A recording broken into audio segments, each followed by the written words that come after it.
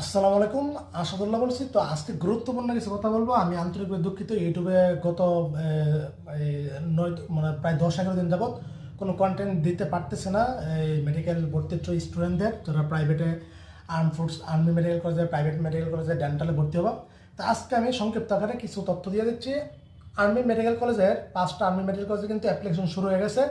24 তারিখে শেষ হয়ে যাবে কিন্তু। হ্যাঁ, এটা কিন্তু তোমার আজকে অলরেডি 18 তারিখ। এটা কিন্তু সম্পূর্ণ A to Z কিন্তু আমি আর্মি নিয়ে সব কিছু ওকে করে দিয়েছি, বুঝতে পারছো। আর্মি মেডিকেল কলেজের একটু আগে 2 মিনিট আগে এক আঙ্কেল ফোন দিয়েছে, ওনার মেয়ে আর্মি মেডিকেল কলেজে পেয়েছিল 77.75, বুঝতে পারছো। তো সেকেন্ড টাইম থাকার কারণে তোমার কি করেছে যে 74.75 এর মতো ছিল কি। তো কিন্তু এখন মানুষ ভেঙে পড়ছে। তো এখন উপায় কি?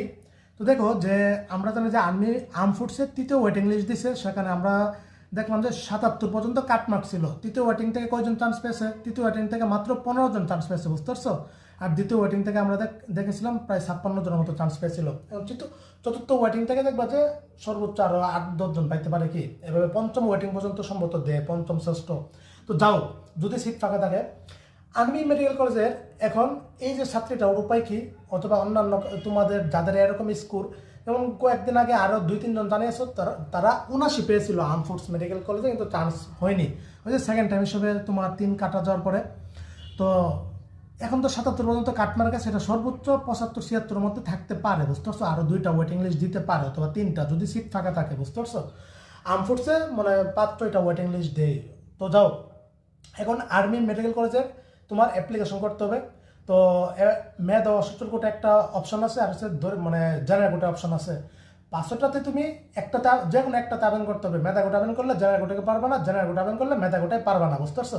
তো এই যে আঙ্কেল কল দিয়েছে যে এখন মেধা কোটায় আবেদন করলে হবে কি না হবে কি। হ্যাঁ দেখো, আমি কি আর্মির একটা উচ্চ পদস্থ একজন কি কল দিয়েছিল হোয়াটসঅ্যাপে আমাকে, সম্ভবত ওনারা মেজর পদে অথবা ভালো একটা পদে আছে, উচ্চ পর্যায়ে।